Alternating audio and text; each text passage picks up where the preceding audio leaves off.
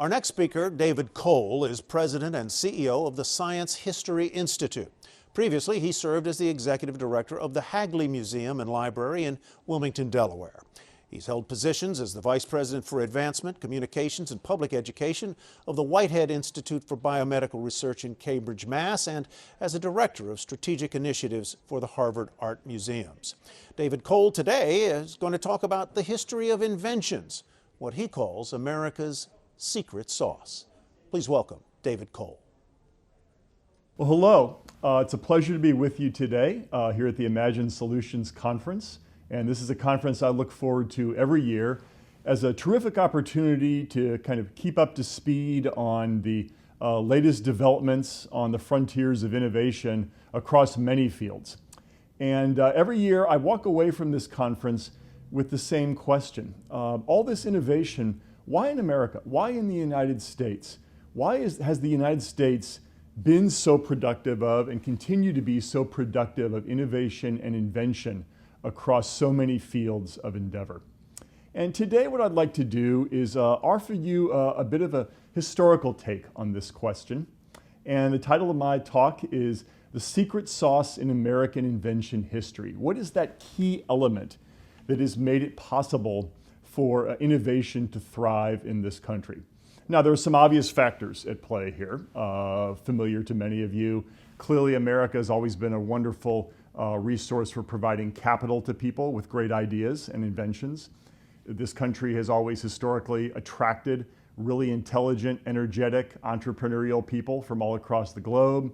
We have a strong educational system. All of those are really important factors in driving innovation and invention. But today I want to talk to you about a factor that you might not be aware of, that historically played a key role in the development of innovation and invention in this country. And I want to begin by sharing a story with you. Our story begins on what was actually a dark and stormy night, the night of August 24th, 1814. And the setting is Washington, D.C. And this is the night that the British troops during the War of 1812 sacked and burned Washington, D.C. You'll remember the story of Dolly Madison saving the portrait of George Washington from the White House, which the British were about to burn. And in fact, on that fateful night, the British put the torch to every public building in Washington, D.C., except one. What was that building? Well, I'm showing you now on the screen an image of what the cow path that would eventually become Pennsylvania Avenue looked like back in the period in question. You can see in the distance the White House and a few other public buildings. And on the immediate right, you see a building that was called Blodgett's Hotel. Blodgett's Hotel. And on that night of August 24th, 1814, a company of British regulars loaded up with rum and torches marched on this building, preparing to burn it along with the other public buildings in town. When they got to this building, a grizzled elderly man named John Thornton stood in front of the door of the building, and he warned the British off. He said, "Do not come into this building. I'll protect it with my life. If you burn this building and its contents, you'll be performing the greatest sin against humanity since the burning and the sacking of the library, the ancient library of Alexandria." Now imagine if you were a drunken British soldier on this evening, this might have sort of bemused you, confused you, and it turns out the British backed off and they let the building stand. Interesting story, begs the question, what was in this building that made Dr. Thornton so keen to protect it, even at the risk of his life? Well, a lot of paper, first of all. Blodgett's Hotel housed the still young, fledgling U.S. Patent Office. Employees 2, 3 rooms, and these 3 rooms and 2 employees processed a lot of paper. These drawings, the drawing I'm showing you here and the patent specification I'm showing you are examples of the kind of documents that were housed in this building. If you wanted to secure a patent in the early part of our republic, as today, you had to write up a description of your invention, which you see here in a specification of 1851, and you had to provide drawings of your invention. But in addition, you had to provide something else if you wanted a patent in early America. You had to provide a patent model. And I'm showing you now an example. This one is actually a replica of a patent model created by Eli Whitney for his cotton gin circa 1794. Patent models were really unique artifacts. They were no larger than about a foot in any dimension. They were made of very fine materials, very carefully crafted. And the purpose of a patent model was to fulfill the requirements of early US patent law, which said that if you wanted a patent, you had to demonstrate a scale model that showed the element, the novel element that you had created, which was the driving force behind your invention and which was a new contribution to intellectual property. And these models were meant to demonstrate that. Only in the United States and only in the 19th century were patent models a requirement. So this building, Blodgett's Hotel, was full of several thousand of these patent models that had accumulated during the first couple decades of the American Republic, along with many of these patent drawings and specifications. Why did this building exist at all? Well, from the very beginning of the Republic, the framers, Jefferson, Hamilton, and their cohorts, they couldn't agree on much, but they could agree on one thing, that the establishment of a patent office and a robust patent system was going to be incredibly important to the development of a young republic, to make the country strong economically, to make it really able and possible to withstand the onslaughts of European countries and their depredations on our economics and our way of life. And so they immediately got their heads together and said, we need some provision in the Constitution that will allow for a robust patent system. And in Article 1, Section 8 of the Constitution, they did just that. Article 1, Section 8 states, among other things, that to promote the progress of science and the useful arts by securing for limited times to authors and inventors the exclusive right to their respective writings and discoveries. So this is built right into the beginning of the Constitution. And they set up a very strong system of checks and balances around the patent system. So in the early days of the first 4 years of the Republic, George Washington's first term, it was the job of the Secretary of State to manage the patent system. That task fell to Thomas Jefferson, who took a keen interest in all things invention. But any successful patent had to be signed off on by numerous members of the cabinet and the president himself.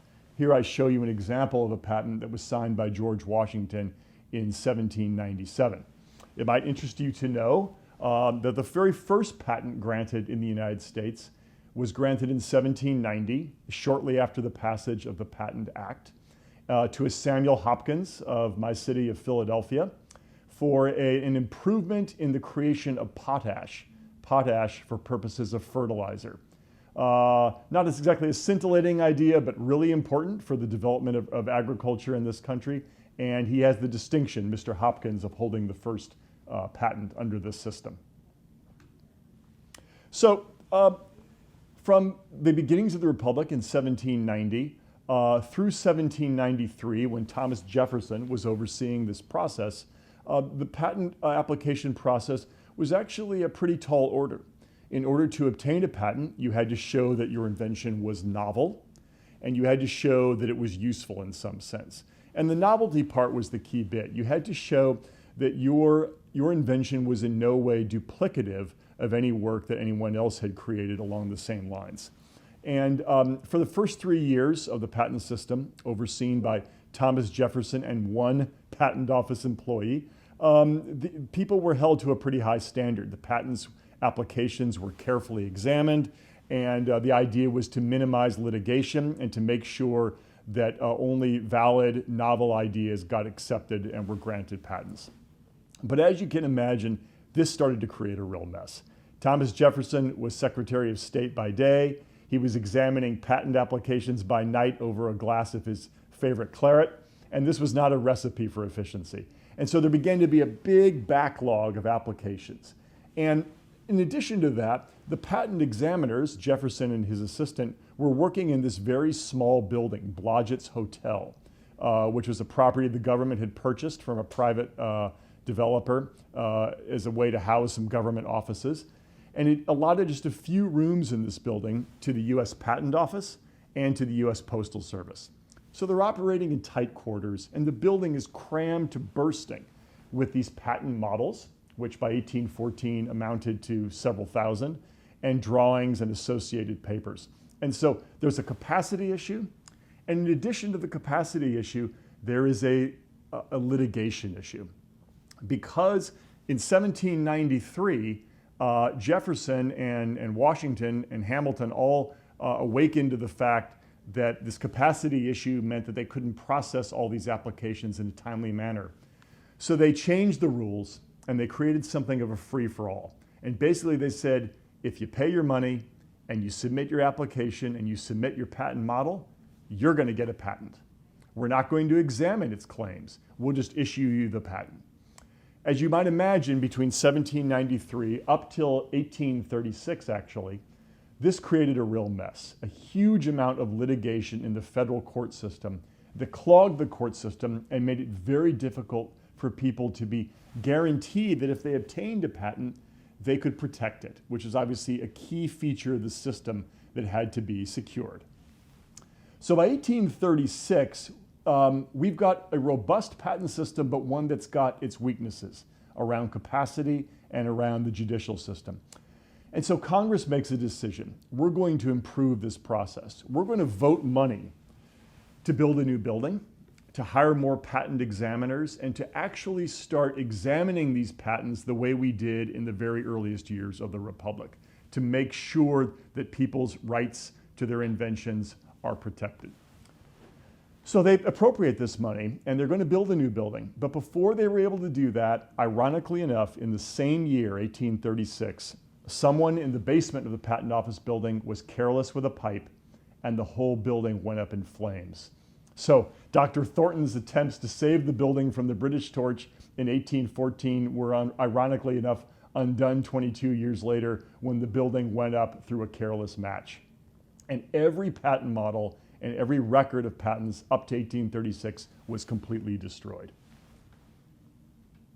But what to do now, moving forward? How do we plan for the next phase of the US patent system? Well, when Pierre L'Enfant created his plans for Washington, D.C., he reserved a space in the middle of the Capitol, and you see it here marked in red, that was meant to be set aside for a temple to American heroes.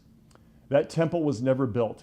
And instead, in 1836, Congress looked at this land and said, aha, what a marvelous place for us to put a temple to invention, if you would, a patent office that would celebrate the work and secure the work of the American inventors and innovators who would make this country great. And that is in fact what they did between F and G Street. You can see roughly between the Capitol and the President's house. It's in the building that today houses the Smithsonian American Art Museum and the National Portrait Gallery. Beautiful building. And when it was completed 30 years later, this is what it looked like. It was the most beautiful, the largest public building in the United States, and it was a tourist attraction. And in fact, if you told someone in the mid to late 19th century that you were going to Washington, D.C. to see the National Gallery, this is what you were talking about. Because in fact, you were going to see a temple to American invention, a showcase of the innovations and inventions that were being produced by your fellow countrymen in real time. And here I show you an image of what the interior looked like in the second half of the 19th century. Walls and walls filled with glass cases of patent models around every conceivable kind of invention. And on Sundays, the public was invited in to have a look around, to stroll the galleries, and to see what their fellow citizens were creating in real time. How, in a sense, through invention, the republic was being built up, the economy was being built up, America was being made truly great through innovation, and these patent models were testament to that. And this is the kind of thing you might have seen in those august halls. You would have seen inventions by famous inventors, of course. We're all familiar with Thomas Edison's electric lamp of 1880. There it is. Or George Corliss's steam engine of 1849. Big, robust industrial machines, models for the kinds of technologies that were helping us shape a new country. And of course, objects of warfare. This is a cannon that was developed during the Civil War by John Erickson. There were many such examples of military innovation. And in fact, what we know from this period is that the Civil War in particular really, for all of its tragic dimensions, actually lit a fire under invention in the United States. And many patent applications and patent models are produced in the succeeding decades after the Civil War. You also would have seen the only successful patent application by a United States president. This is Abraham Lincoln's patent for a method for buoying vessels over shoals. You remember he was a river boatman in the early 19th century, and he got sick of his boats getting stuck on the shoals. So he came up with a kind of an inflated airbags underneath his vessels that you could inflate to buoy your vessel over the shoals. We don't actually know if this worked, and we know he never commercialized it, but Lincoln was very keen on the US patent system and its potential to develop the country. In fact, he ranked the US patent system along with the US Constitution and the Gutenberg printing press as the greatest inventions of modern times. And it was Lincoln who, early in his career, would travel around Illinois trying to make a name for himself as a young politician by giving a stump speech about the US patent system. Apparently, it was a dreadful bore. People couldn't stand his talk, but it did have one memorable line in it. And the line was that the US patent system is the fuel that supports the fire of genius in America. The fire of genius in America is really stoked by the fuel of the patent system.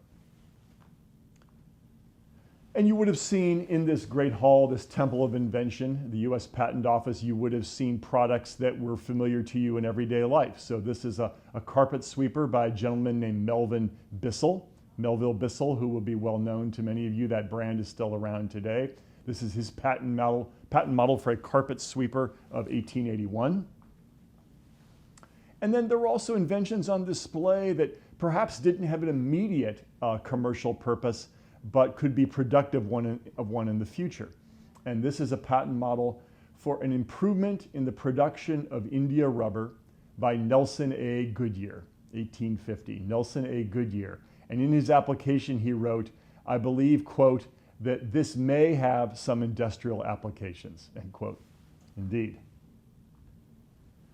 Most of the models, though, look something like this, in that they were for inventions that could range from the eminently practical to the slightly quirky, and they were typically by average Americans, people you'd never heard of from all walks of life, men, women, full citizens, even the enslaved in the pre-Civil War period were able to prosecute patents and to have their patent models put on display in the US Patent Office. I'm showing you an example of one from 1880. This is Theodore Schrader's model for an oscillating ship's berth. You get the idea, right? The ship's rocking, you're trying to sleep, and this thing is sort of floating with the waves and keeping you comfortable. This was never commercialized. It never worked. But it was an example of the kind of ingenuity that was at work all over a country that was buzzing with innovation and invention activity. It also has a couple of hallmarks I want to call your attention to that make it a patent model. You'll note the tag on the right, which is in the hand of a patent office examiner that indicates what the invention is. And it's tied to the model with a piece of what looks like red twill or shoestring. Can you see that? They call that red tape. And when patent applicants were getting nervous about or frustrated by the slow process of getting their patents approved, they would talk about getting swallowed up in all that government red tape. And a phrase was born. Let me show you several other examples of patent models that really run the range of different fields and different walks of life. And I should add that all these patent models I'm showing you now come to you today courtesy of the Hagley Museum and Library, whose logo you see in the corner. The Hagley Museum and Library is located in Wilmington, Delaware, and they have the world's largest collection of these American patent models, an extraordinary thing. So how were these patent models created? Who would help the inventor make them? You know, these are very intricate devices, intricate artifacts, not easy to make. Well, as it turns out, an entire cottage industry sprang up in America to help people make patent models and process their applications. I'm showing you a cover illustration from Harper's Weekly, 1868. Harper's Weekly was the most popular periodical in America in the mid to late 19th century, and it is of a person whose sole occupation was patent model maker. Often these were German immigrants, but these were people whose sole profession work was dedicated to helping Americans create patent models. People from all over the country would seek out the services of such people as they were pursuing their applications. And of course, many publications and the government itself helped get the word out about the opportunity that Americans had in front of them to contribute to our system of invention and to make some money on their inventions by pursuing a patent in the US Patent Office. This is the first issue of a little publication called Scientific American. It was started by an eccentric inventor named Rufus Porter, who you see listed here on the left. This is his editorial. Rufus Porter was sort of a crackpot inventor, man of many talents, who keenly read the US government's monthly dispatches about new inventions and decided that what he would do is to create a newsletter that would track these inventions, illustrate them for the public, and in the process promote an interest, a general interest in invention. And so this is the first issue. It is the longest continuously published magazine in American history, Scientific American, but originally developed to promote an interest in the patent system. And it worked. Through the good offices of the system itself, an expanded patent office, people to help people make patent models and lawyers to file applications, and a wonderful system for promoting the work of the office. So the number of applications swelled after the Civil War. And in fact, the building, this gigantic building, got rather cramped. And in 1877, tragedy struck again. A building overfull of models and papers caught fire, and almost 100,000 more models and associated documentation burned. And this clued Congress into the fact that they needed to do something, right? These facilities were no longer adequate. And in fact, by 1900, you can see that space that used to be reserved for the models in the great halls of the Patent Office was now being taken over by members of the public and patent examiners who wanted to come in and research the patent process. So the facilities by the end of the 19th century were inadequate, and in fact, Congress made the decision at the end of the 19th century to discontinue the patent model requirement. So the patent model requirement really ended at the end of the 19th century. It lasted about 100 years. But the spirit of the laws really that drove invention, the system that was driving invention, really continued apace. And eventually in the 20th century, the operation, the Patent Office operation, transferred to beautiful new facilities in Alexandria, which you see here. And by 2018, the United States produced its 10 millionth patent in a wonderful ceremony that really chronicled our 200-year experiment and development of a system of patent laws, patent examination, and invention encouragement that by this point is really the world-leading system. It is the envy of the world. And today, it's typical that most new patents, most new applications aren't for machines or apparatus, the likes of which you might have seen in the 19th century in the Great Temple of Invention. In place of the Corliss steam engine and other wondrous inventions, today you're more likely to see bits of software code or small molecules being submitted for patent application. Things that you can't easily touch or see, but are still very real elements of invention. But that system, the products may be different, but the system driving this invention, driving this innovation, is still very much in place and still working as robustly as it did in the 19th century, drawing on its 19th century origins. And I call your attention now, by way of conclusion, to a quote from Mark Twain, who, as you know, was a very serious but ultimately frustrated inventor and entrepreneur who had, though, huge regard for the US patent system. And it was Twain who said, "A country without a patent office and good patent laws is just a crab, and it can't travel any way but sideways and backways.